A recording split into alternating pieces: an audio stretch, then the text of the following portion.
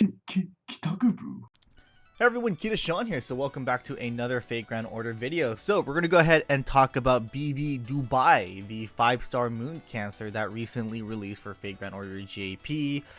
So her ascensions are story locked, or her 3rd and 4th ascension are story locked. As you can see, she only has 2 ascensions, and it's a little bit weird here because of course we have this one with the yellow bow. Everyone thinks it's Kazura drop. Of course, if you read the story, then you figure things out. I'm not going to spoil that right now.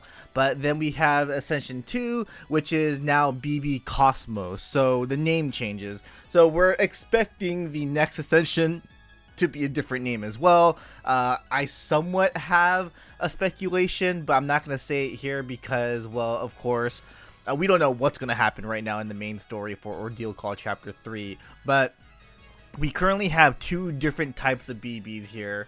The 3rd Ascension might be her. If you know who I'm talking about, you know who I'm talking about, the little one. So yeah, you know who I'm talking about if you know.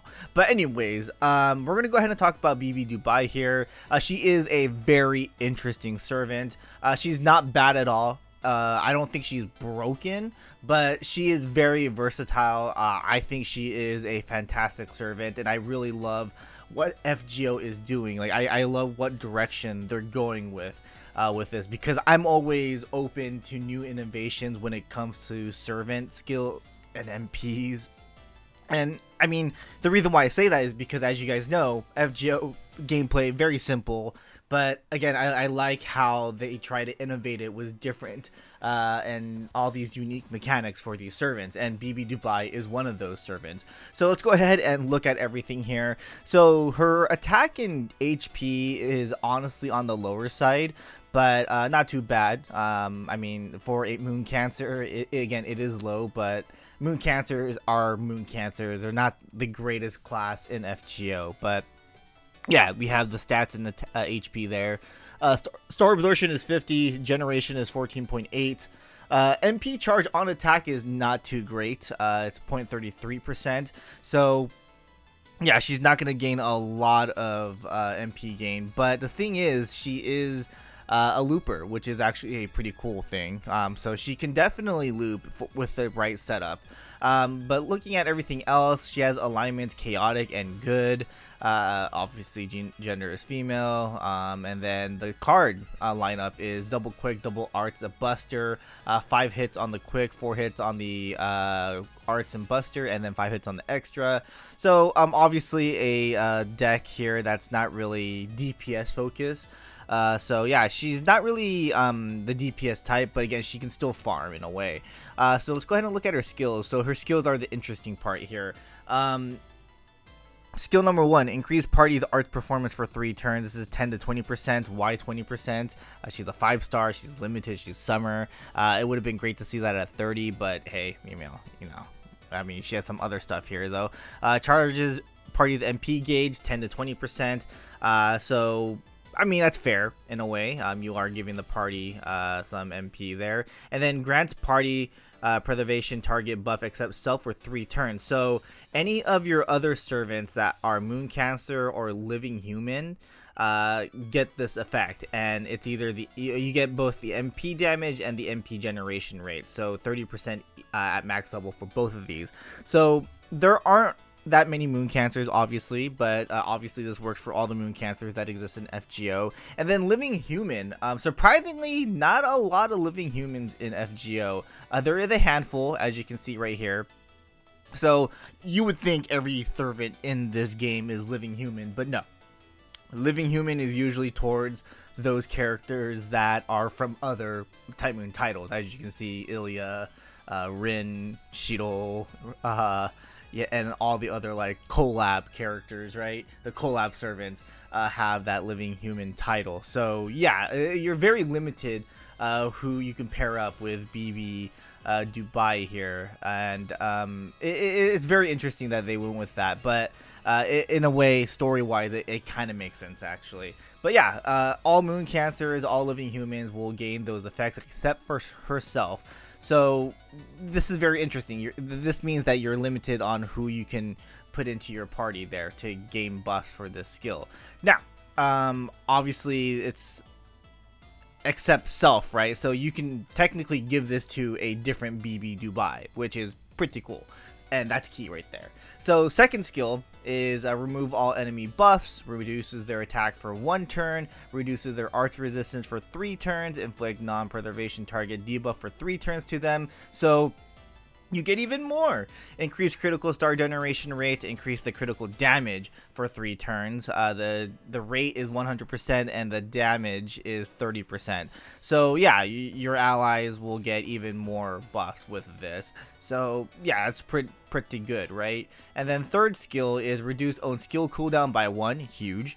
Charges own MP gauge, which is 50% at level 10, huge. And then select and change own noble phantasm type for 3 turns. So she has 2 different noble phantasms, which we'll get in a bit, but this skill allows you to change the type of noble phantasm she has.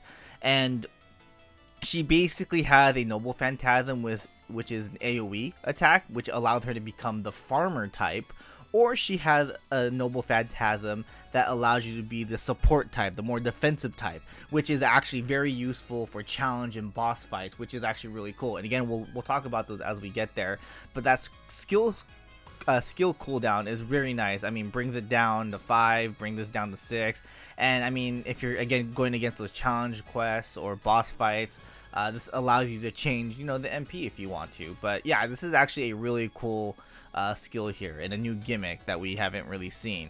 Now, passive skills, of course, we have a lot here. She is a moon cancer. She has that debuff success rate, debuff resistance rate, increase on critical damage, increase own attack against evil alignments, and you know, all that good stuff. We also have the increased defense own defense against the lawful alignments, and then increase own damage by 250, increase own debuff resistance by 25% with that goddess essence. So yeah, she has a lot of passive stuff, so that's really cool to see. Now let's go ahead and talk about the noble phantasm. So this is obviously why she's so amazing.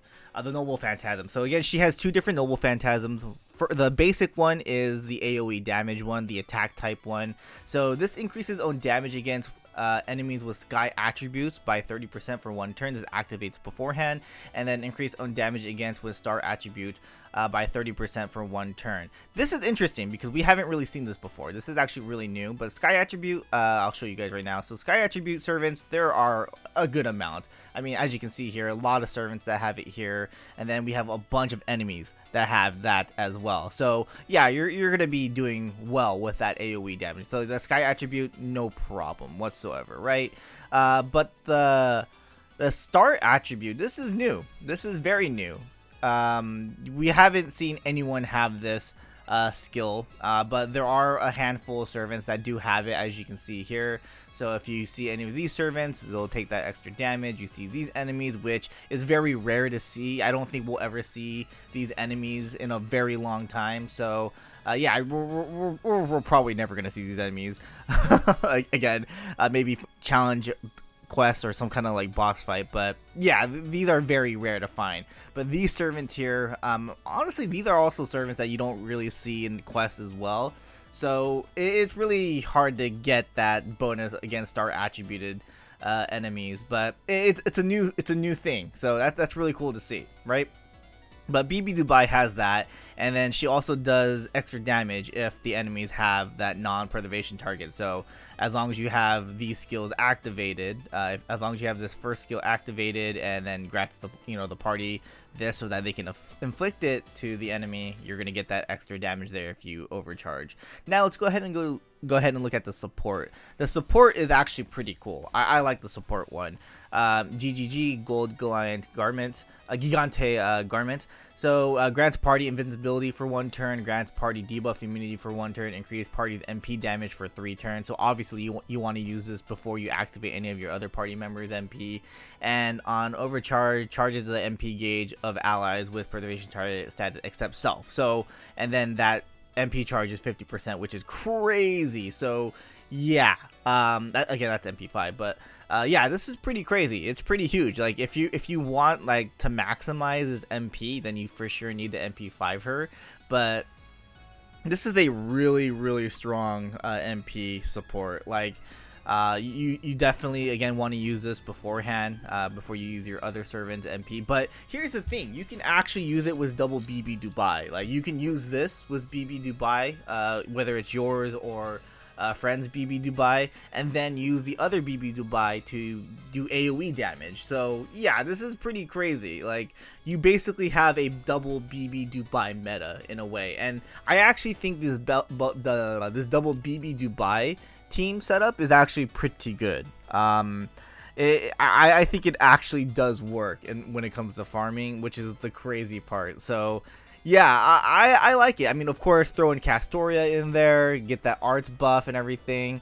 So yeah, you can definitely work out double BB Dubai system. It will definitely work. I've actually seen gameplay of it. I've seen people, I've actually played with a single BB Dubai. I don't have BB Dubai yet. I plan to roll for her, but yeah, you can definitely farm with double BB Dubai, which is the crazy part. So I think she's very interesting. She's definitely, I don't know if she's a must-have, but I mean, just this skill alone, I mean, just having double MP that are different alone is really unique and awesome. It's like definitely something I want to get. And then again, even though it's only a handful of servants, I still think this is a very strong skill. Now, if what would I do to buff her? I don't even know, man. Like, maybe do something here? I don't know. But I think she's actually pretty solid. I really do. I think she's definitely a servant that might be interesting to roll into. I'm sure a lot of you guys want to roll into her because she's BB. She's a very popular servant. And I mean, I'm just really interested to see her other ascensions as well. But I think she's interesting. I think she's good. And I think she's actually pretty worth it to roll for. I really do. So yeah, BB Dubai, again, a very interesting servant. Very unique. I love the direction that they're going with these unique types of like MPs. I do believe in the future we'll see more of this, like different types of MPs. I do think older servants might get this too. Like, I can definitely see that happening. I'll probably make another video regarding that, but yeah, I think BB Dubai is pretty cool, and I would highly recommend trying to roll for, or at least attempt, you know. So yeah, that's basically going to be about it. Let me know in the comment section below what you guys think about BB Dubai, and I'll see you guys in the next one. Laters.